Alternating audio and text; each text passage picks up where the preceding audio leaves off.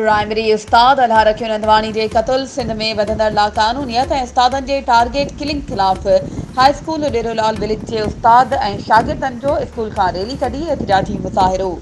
इन मौक़े ते एजाज़ शाह, मोहम्मद अली शाह, सैयद सिकंदर अली शाह, शबीर ख़ासकेली, साईं बख़्श हकड़ो ऐं ॿियनि ख़िताब कंदे चयो त सिंध जे शऊर ते मुसलसल हमला थी रहिया आहिनि। हिक महीने दौरान 5 उस्तादनि खे टारगेट करे क़त्ल कयो वियो आहे। उस्ताद अल्लाह रखियो नंदवानी, हिदायतुल्लाह लोहार, ज़फ़र लाखो, मुराद बंगवार, जुमो जखरानी जो क़त्ल सोचियल सम्झियल साज़िश जो हिसो आहे।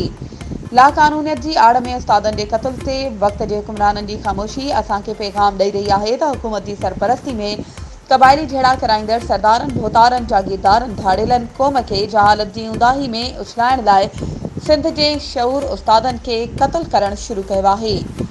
उन्हनि chief justice of supreme court, chief justice Sindh high court, वज़ीर आला सिंध, सेक्रेटरी तालीम सिंध खां घुर कई त शहीद उस्ताद अल्लाह रखियो नंदवानी जे क़ातिलनि खे फौरी तौर ते गिरफ़्तार कयो वञे। ॿी सूरत में सख़्त एहतिजाज कयो वेंदो। वधीक ख़बरुनि ऐं अपडेट्स जे लाइ असांजे चैनल खे सब्सक्राइब कयो ऐं हा, बेल आइकन खे प्रेस करणु न विसारिजो त जीअं असांजी हर नई अचण वारी वीडियो तव्हां ताईं पहुची